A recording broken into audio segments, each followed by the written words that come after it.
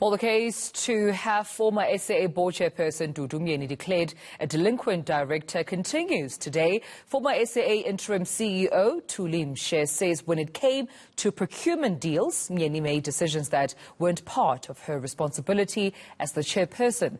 Myeni has previously testified at the state capture inquiry, where she claimed Myeni would instruct her to appoint people to senior positions without following proper processes. Well, ENC's Heidi Jockers joins us live for more on this story. Heidi, good afternoon.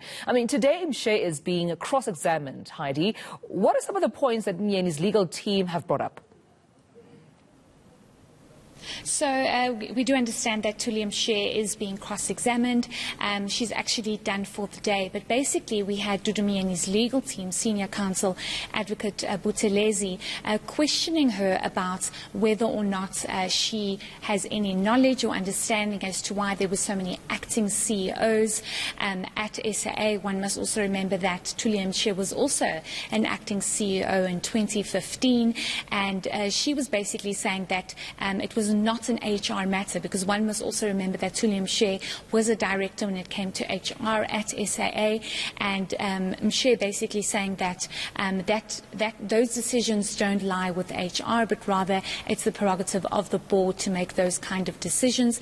She's also re-emphasizing the fact that Dudu Myeni took on way too many responsibilities as the chairperson, and the chairperson should be rather overseeing things and not making procurement deals when it came to SAAs, when it came to certain transactions with SAA. So those are the kinds of things that are being brought up or were brought up by Advocate Buthelezi around her time at SAA, her time as the interim CEO, as well as her interactions with the board. Well, Heidi, on that note, Myeni also makes it clear to the court that she acted in the best interests and the best way that she could as an acting CEO, right? Yes, so this was brought up specifically around the two deals that have been brought to light since this trial started around the Emirates code-sharing deal, that at the very last minute there was an instruction allegedly by former President Jacob Zuma. It was an instruction given to then Chairperson Dudu Myeni to say, cancel that Emirates deal, it's not going to happen. And there was another deal around the Airbus deal, which was negotiated 15 years ago. And Dudu Myeni at the last minute said, we need to pull out of that deal and get an African leasing company to partake in this specific transaction.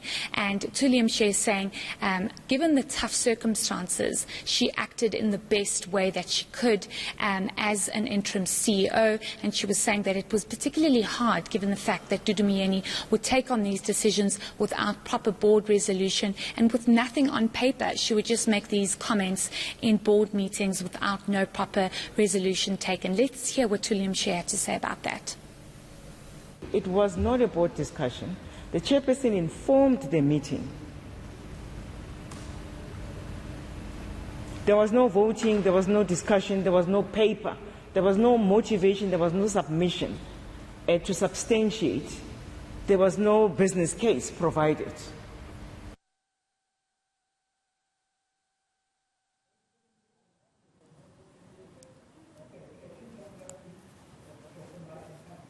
Well, Heidi, tell us more about the judge reprimanding Dudu Myeni's lawyers. I understand the legal team did not provide a list of witnesses. And what was his response?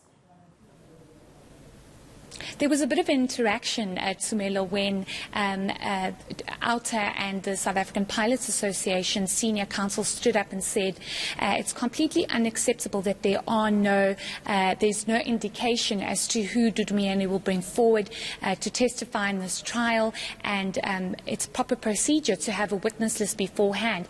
Alta and the South African Pilots Association provided their witness list way before this trial began, and it's just common courtesy to have that. 30th. The judge said, in response to that, that there is a strict deadline that by the end of business today, Dudu Myeni's legal team must provide a witness list, and that nobody will be ambushed in this trial to say that just anybody will be coming to testify.